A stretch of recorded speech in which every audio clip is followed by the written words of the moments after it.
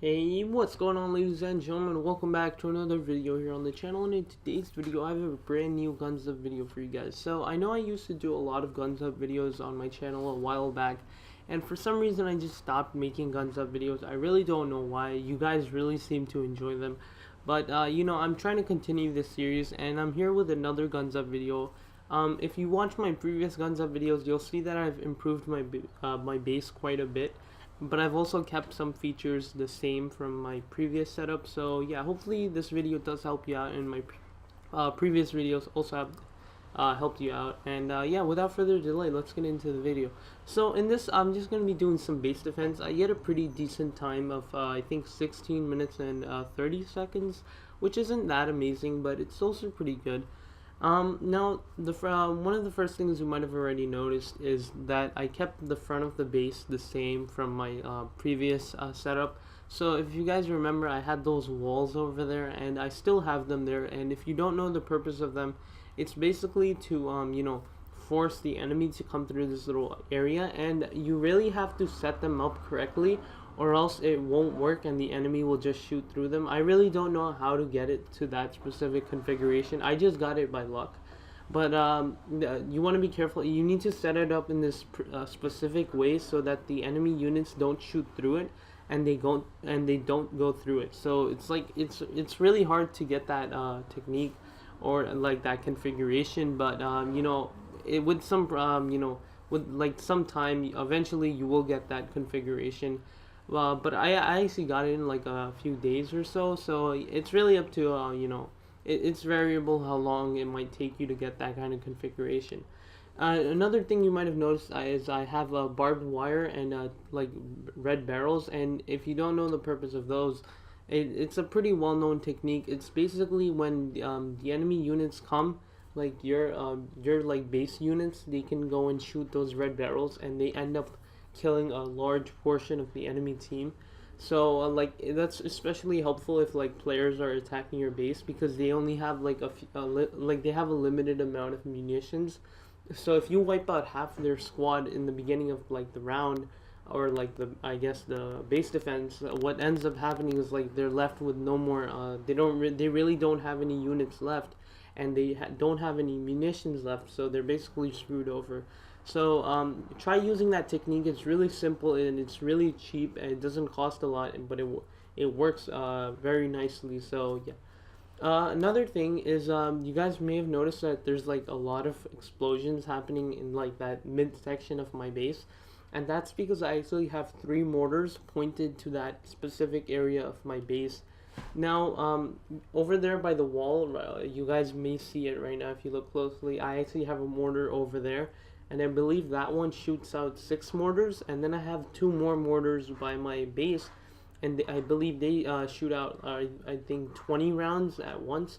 So basically what that does is that one time that midsection has 26 mortar rounds being shot upon it. And what my purpose for doing that is like these like the smaller units like grunts and medics and assault units, they're really annoying, because sometimes your structures are gonna start attacking them, and sometimes like the machine gunners and RPGs, like units you really need to take out, your structures are gonna miss because they're too busy taking out the smaller units.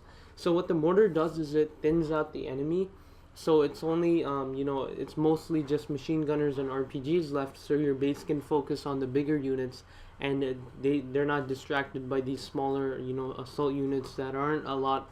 They're really not a threat to your base if you have it upgraded a lot. Assault units and these grunts, they're really not too much of a threat.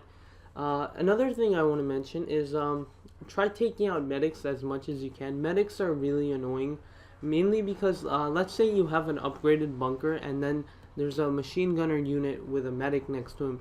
Your bunker is just gone, because what ends up happening is every time your bunker shoots at the machine gunner, the medic just heals the machine gunner. So really, taking out medics is one of the best things you can do for weakening the enemy force. Now, another thing is, you need to have upgraded units. I actually have a lot of perks on all of my units, and perks really help your units out.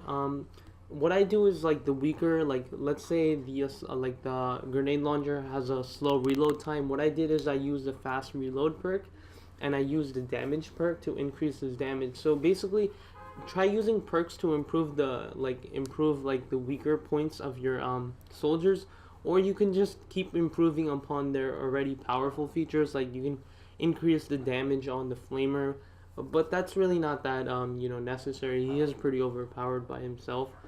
And I'll mention it again. I mentioned in my previous video, like the flamer is actually the only unit. I believe the chemist can also go through tear gas without being affected by it, but I'm really not too sure about the chemist. But I know the flamer can go through tear gas without being affected by it, so you do want to be cautious with that. And another thing is, if you guys know what command cards are, those are basically cards you can assign to your base, and what they do is like they might increase like they might give your base like a unit, or like something like a special or something like that. So basically, the command cards I have I have one engineer, then I have one general, that guy that comes out and he picks targets for your base, and then the other card I have is two mercenaries, one grenade launcher, and one surgeon, I believe. And I believe the mercenaries come out every 1 minute, so that's also pretty overpowered as well. And command cards are really helpful for strengthening your base. They give you a sort of an edge. And my technique for getting command cards is basically you get bonuses for logging into Guns Up every day. So what I did for like a week or so is I just kept logging in every day, and you would get like after your 7th day, I believe you get like a card pack every day you log in. So I just did that, and eventually I did get some overpowered cards for my base. So if you are looking to strengthen your base, I would recommend logging into Guns Up every day. It doesn't take too long. All you have to do is just log in, and you really don't even have to do anything. You can just close the application after that. It's a really simple way of just getting some overpowered cards for your base. Another thing is you need to, I mentioned this in my previous videos, you need to have snipers in your base. The sniper structures are one of the most overpowered structures you can have for your base, especially if you have like a large open space. What your sniper units do is that they take out these bigger units like RPG units and machine gunners in like one shot. I'm not even joking. If you have them upgraded to like a really high level, they can take out RPG units and machine gunners with one shot, and it's really helpful for conserving the health of your base. And you also need to have like an equal amount of bunkers. So what I would recommend is having a 2-to-1 ratio. For every one bunker you have, try to have two snipers. It's a really overpowered way of just increasing your base's health and power level. So yeah, I would definitely recommend that. And yeah, I think that basically wraps up everything for this video. I think I covered most of the major points, and yeah. Oh, another thing. Right now I have in one tent I have rangers, and in the other tent I actually have an engineer unit. So every 69 seconds, I believe, I get a engineer, and every I don't really know how many seconds it takes for rangers, but yeah. Another thing I would actually recommend, it just came to my mind right now, is try putting sandbags next to your structures, because the sandbags, like if you have engineers in your base, the engineers are gonna go stand by the sandbags, and then what they'll do is they'll actually help in recovering your base, and it really helps you out.